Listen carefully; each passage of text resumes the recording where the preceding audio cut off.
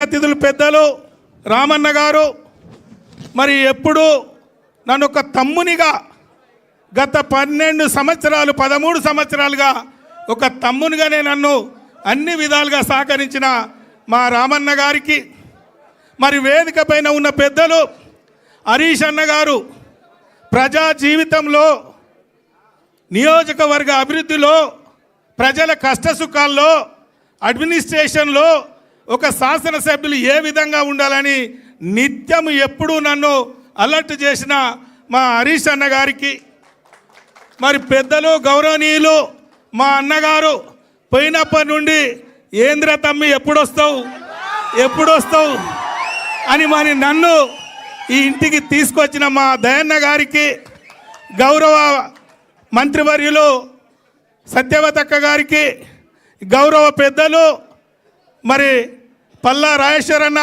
ఎక్కడ కలిసినా ఎట్టి పరిస్థితులను రిటర్న్ రావాల్సిందే అని నాకు స్వాగతం పలికిన మా రాజేశ్వరన్న గారికి గౌరవ పెద్దలు ఎమ్మెల్సీ గారు మరి వారు ఎమ్మెల్సీగా నేను ఏ పని అడిగినా ఎప్పుడైనా మా ప్రజాప్రతినిధులకు మరి వారి నిధులు కానీ అన్ని విధాలుగా సహకరించిన మా సీనన్న గారికి మా జిల్లా అధ్యక్షురాలు జ్యోతక్క గారికి లలితక్క గారికి వెంకన్న గారికి బాలమల్లన్న గారికి ఇంకా చాలామంది వేదిక పైన ఉన్న పెద్దలకు అందరికీ కూడా నేను పేరు పేరున శిరస్సు వంచి నమస్కరిస్తూ మా పత్రికా మిత్రులకు కూడా నేను పేరు పేరున నా యొక్క నమస్కారం.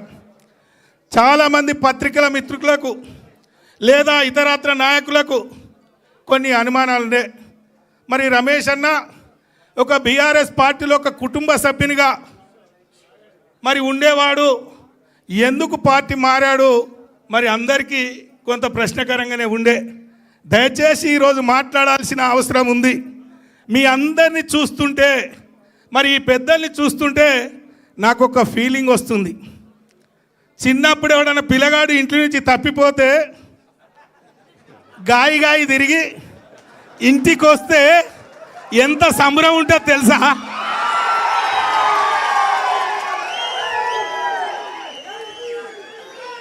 అవొక అట్లున్నది. పొలగాడు తప్పిపోయి ఇంటికి వస్తే ఎట్లున్నది సంబరం. అవొక అంత సంతోషంగా ఉంది, నాకు ఆనందంగా ఉంది. ఎందుకంటే కేసీఆర్ గారు బాబు గారు నియోజకవర్గ విషయంలో ఎప్పుడు పోయినా నా కాగితం పోగానే శాంక్షన్ మంచిగా చేసుకో బిడ్డ అని చెప్పాడు. మరి ఎందుకు పోవాల్సి వచ్చిందో మా వాళ్ళకైతే బాగా తెలుసు, వేదిక పైన ఉన్న వాళ్ళకి బాగా తెలుసు. మా అన్న స్పష్టంగా చెప్పిండు. వరంగల్ జిల్లాలో అనేక మంది మీద బురద చల్లి రాజకీయంగా ఎదగకుండా చేసిన మహానుభావుడు కడియం శ్రీహరి గారు.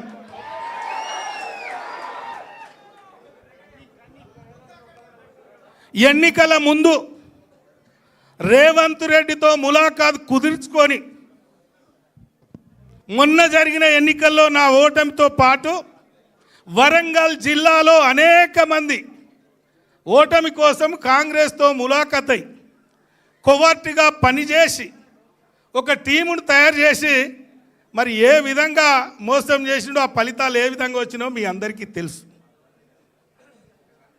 మరి ఇలాంటి దుర్మార్గులున్న పరిస్థితిలో పార్లమెంటు ఎన్నిక సందర్భంగా మేము ఒక నాయకుని శిక్షణతో ఒక క్రమశిక్షణంగా పనిచేసి రాజకీయాల్లో గ్రామాల్లో ప్రజల అభిమానాలు, కార్యకర్తల అభిమానాలు, నాయకుల అభిమానాలను మేము కొనియాడినాం, పొందినాం. అలాంటి వాళ్ళ మీద బురద జల్లి 1,00,000 మెజార్టీ ఎట్లా ఓడిపోయిండు, ఏం జరిగింది అని పెద్దలకు చెప్పి ఏదో చేసి తన సొంత బిడ్డ కోసం మరి టికెట్ ఆశించి ఆయన వేసుకున్న ప్లాన్ ఎన్నికల ముందు రేవంత్ రెడ్డి గారితో ఏదైతే కుదుర్చుకున్నాడో అది పూర్తి చేసుకొని ఆ పని అయినాక మళ్ళీ తిరిగి మరి ఆ పార్టీలో చేరిన పరిస్థితి మీ కళ్ళ ముందు ఉంది. మరి అలాంటి వాడున్న పరిస్థితిలో, అలాంటి కఠినాత్ములు ఉన్న పరిస్థితిలో మరి నా రాజకీయ భవిష్యత్తుకే ఒక చుక్కెదురు ఉన్నది. మరి పెద్ద సారు మా బాపు గారు, ఈ రాష్ట్ర ముఖ్యమంత్రి గారు ఒక చక్కటి అవకాశం నాకు కల్పించే కార్యక్రమాన్ని కూడా కొల్లగొట్టిండు. మరి ఈరోజు ఇంతమంది మీద బురద చల్లుకుంటూ తన స్వార్థం కోసం, తన కుటుంబం కోసం మరి ఈరోజు ఏ కార్యక్రమాలు జరిగినాయో మరి ఇలాంటి పరిస్థితుల్లో నేను బయటికి పోవాల్సి వచ్చింది.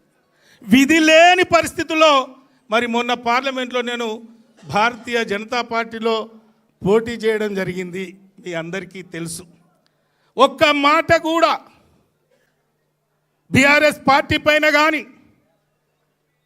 కేసీఆర్ గారిని కానీ, ఇతరత్ర నాయకులను కానీ ఏ రోజు కూడా నేను ఒక్క మాట కూడా నేను మాట్లాడలే.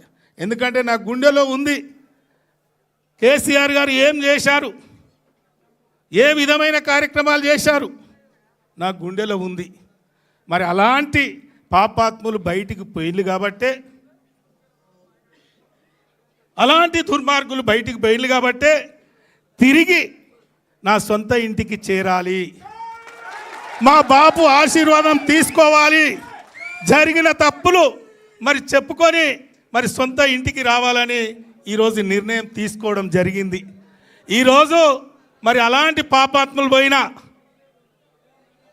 ఈ భవనంలో పాలాభిషేకం చేసి ఇది పుణ్యతం చేసిండ్రు.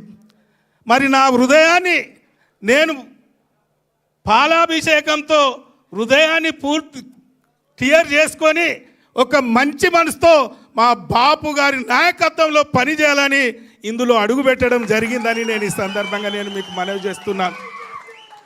ఒక్కసారి మీరు ఆలోచన చేయాలి. ఈరోజు కేసీఆర్ గారు ప్రభుత్వం పోయిన తర్వాత, బీఆర్ఎస్ ప్రభుత్వం పోయిన తర్వాత, కేసీఆర్ గారి ముఖ్యమంత్రిగా పక్కకు జరిగిన తర్వాత 2 సంవత్సరాల్లో ఈ రాష్ట్ర ప్రజలు ఏ విధమైన ఇబ్బందులు పడుతున్నారో మీరు గమనిస్తున్నారు. అది రైతులు కావచ్చు, కార్మికులు కావచ్చు, కర్షకులు కావచ్చు, విద్యుత్ కావచ్చు, లేదా ఇతరత్ర ఏ రంగంలోనైనా ఈరోజు 2 సంవత్సరాల్లో ఆగమాగం, అడివి. ఈ రాష్ట్రంలో సంపద పెంచి ఎస్సీ, ఎస్టీ, బీసీ, మైనార్టీ వర్గాలను కాపాడుకొని అందరి ముఖంలో సంతోషాన్ని చూసిన మహానుభావుడు కేసీఆర్ గారు. మరి ఆ రోజు కేసీఆర్ గారిని ఈరోజు గుర్తు చేసుకుంటున్నారు. అందుకే ప్రజలు ఎప్పుడు ఎన్నికలు వస్తాయి మళ్ళీ కేసీఆర్ గారిని ముఖ్యమంత్రి చేసుకోవాలనే ఆలోచనలో ఉన్నారు. ఎంత తొందరగా వస్తే బాగుండు అని. మరి ఈరోజు అదే పద్ధతిలో కొందరి దుర్మార్గుల వల్ల పార్టీ వీడిన వారు కూడా ఎప్పుడు మళ్ళీ కేసీఆర్ గారి దగ్గరికి పోతే బాగుండు, మళ్ళీ కేసీఆర్ గారి ఆశీర్వాదం తీసుకుంటే బాగుండు అనే మంది కూడా చాలామంది చూస్తున్నారు. ఎన్ని మోసాలు, ఎన్ని వాగ్దానాలు, ఎన్ని హామీలు ఇచ్చారో మీకు తెలుసు. ముఖ్యంగా మనందరం కూడా ఉన్నాం. మన ఉద్యమకారుల్ని కూడా బుట్టలో వేసుకొని మేము అధికారంలోకి వస్తే ఉద్యమకారులకు ఇది చేస్తాం, అది చేస్తామన్నారు. ఏమన్నా చేసిందా? ఈరోజు ఉద్యమకారులు మరి అందరూ కూడా మనం గుండె మీద చేసుకొని ఆలోచన చేయాలి. మాయ మాటలు చెప్పి మరి ఈ ప్రభుత్వాన్ని మార్పు కోరుకొని కేసీఆర్ గారిని గద్దెదించిన తర్వాత అన్ని వర్గాలతో పాటు ఉద్యమకారులను కూడా ఏం చేసిండో దయచేసి ఆలోచన చేసుకోవాలని ఈ సందర్భంగా నేను మీకు మనవి చేస్తున్నాను. ఏది ఏమైనా ఈరోజు వర్ధన్నపేట నియోజకవర్గ అభివృద్ధి కోసం ఆ రోజు నేను ఏ విధంగా కష్టపడ్డానో వాళ్ళ ఆశీర్వాదంతో 2 పర్యాయాలు బ్రహ్మాండమైన మెజార్టీతో నేను ఏ విధంగా గెలిచానో మరి రేపు రాబోయే మున్సిపల్ ఎన్నికలు కావచ్చు, ఏ ఎన్నికైనా ఖచ్చితంగా భుజాన పైన వేసుకొని మరి నా బాధ్యత కూడా తీసుకుంటానని కూడా ఈ సందర్భంగా నేను మీకు మనవి చేసుకుంటాను. నాకు ఒక బాధ ఉండే, నా కోసము 3 పర్యాయాలు పనిచేశారు కార్యకర్తలు. లోకల్ బాడీస్ ఎన్నికల్లో కూడా ప్రతి కార్యకర్త కష్టపడ్డాడు. ఈ లోకల్ బాడీస్ ఎన్నికల్లో మా కార్యకర్తకు ఆపోజిట్గా ప్రచారం చేయాలంటే నా గుండెలో బాధ. కేసీఆర్ గారు పెంచిన ఈ బిడ్డ మరి అలాంటి తప్పు చేయొద్దు అని నేను ఈరోజు మరి బీఆర్ఎస్ పార్టీలో చేరి కష్టపడ్డ కార్యకర్తకు అవకాశం వస్తే గెలిపించుకునే బాధ్యత తీసుకుంటానని కూడా ఈ సందర్భంగా నేను మీకు మనవి చేసుకుంటూ, మీ అందరికీ తెలుసు 2013 నుండి మొన్నటి వరకు ఏ ఎన్నిక వచ్చినా బ్రహ్మాండమైన మెజార్టీతో గులాబీ జెండాను మనం ఆ రోజు ఎగురవేసినాం. అదేవిధంగా ఈరోజు